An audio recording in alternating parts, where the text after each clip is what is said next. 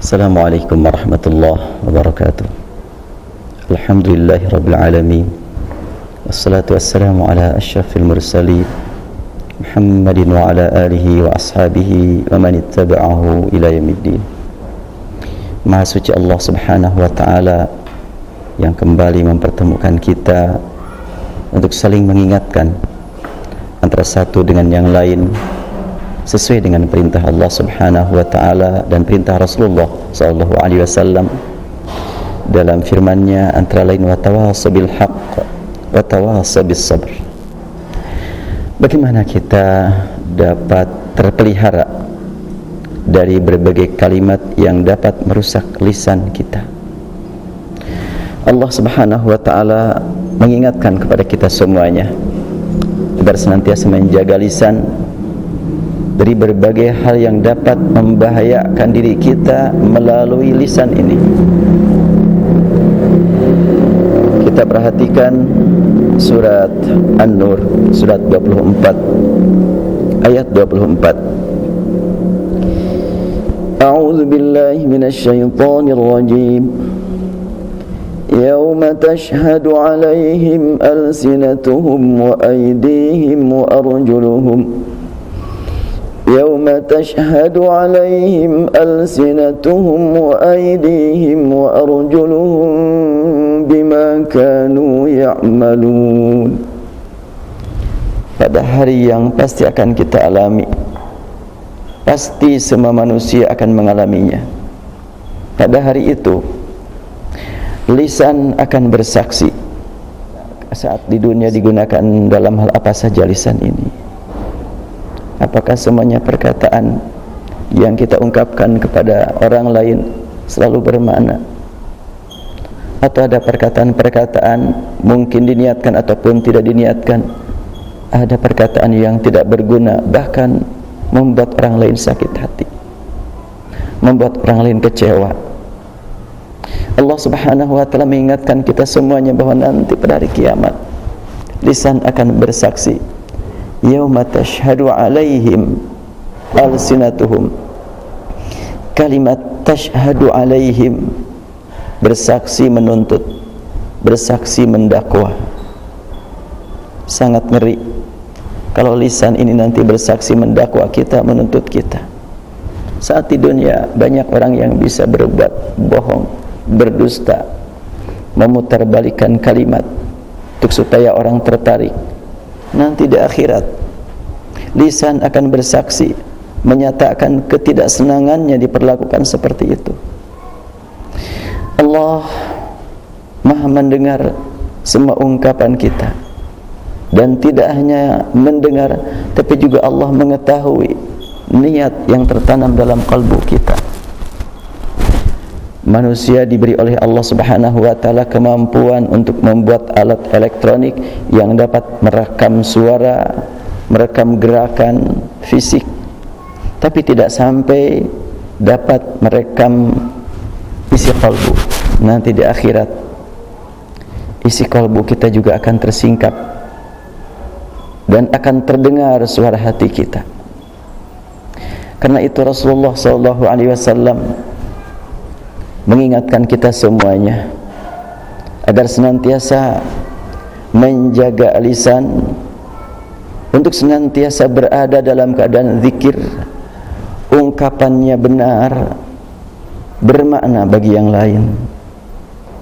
Dan tentu tidak ada ungkapan yang pasti benar selain ungkapan Al-Quran dan hadis Rasulullah SAW.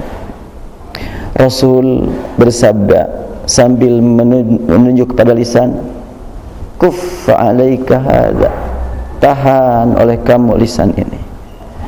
Sahabat berkata, inna la mu'akhadun bima natakallamu bih. Lah kalau begitu ya Rasulullah, kami ini semuanya orang celaka akibat perkataan. Kalimat itu adalah sebagai rasa kekhawatiran dan sekaligus permohonan kepada Rasulullah agar kiranya diberi keringanan. Tapi Rasulullah mengingatkan, thaqilatka ummuk fahal yakubbun nasa ala manakhirihim illa hasaidu alsinatihim. Rasul bersabda, engkau harus nantiasa menjaga lisan, enggak boleh dianggap enteng. Sebab banyak sekali manusia yang celaka akibat lisannya. Kita berharap semoga Allah berikan bimbingan kepada lisan kita agar senantiasa menikmati zikir, teringat ungkapan salah seorang hamba pilihan Allah, Nabi Ayyub, ketika seluruh badannya sakit dan dari waktu ke waktu penyakitnya semakin diderita, semakin berat. Beliau bersabda, ya Allah, sekiranya ridha-Mu, kecintaan-Mu harus aku dapatkan melalui penderitaan penyakit yang menimpa diriku, aku serahkan padamu ya Allah. Kalau engkau kehendaki untuk kau timpakan penyakit kepada semua badanku kecuali lisan, jangan engkau biarkan lisanku sakit. Kalau sakit lisan, aku tidak lagi bisa mengatakan kalimat la ilaha illallah, tidak mampu lagi bersyukur, bertasbih padamu. Nabi Ayub berserah diri kepada Allah sepenuhnya, segala-galanya, dan memohon agar lisan tetap berzikir. Karena lisan sebagai penyambung kalbu kita menghadap kepada Allah Subhanahu wa ta'ala. Tentu saya sebagai seorang hamba yang sering berbicara, hanya Allah yang Maha tahu, dan Allah senantiasa mendengar. Sungguh banyak ungkapan-ungkapan saya yang tidak saya sadari, yang merugikan orang lain. Ya Allah, ya Tuhan kami, ampuni dosa kami akibat perbuatan dan perkataan kami. Jadikan ya Rabbana lisan kami menjadi lisan yang senantiasa mengucapkan kalimat-kalimat yang terbaik di hadapan Engkau, kalimat thayyibah menurut Engkau.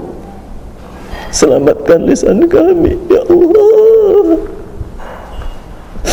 dari ungkapan yang tidak berguna, apalagi ungkapan yang membuat orang lain kecewa dan sakit hati. Ilah ya Tuhan kami, selamatkan lisan kami. A'inna ala zikrika wa syukrika wa husni ibadatik.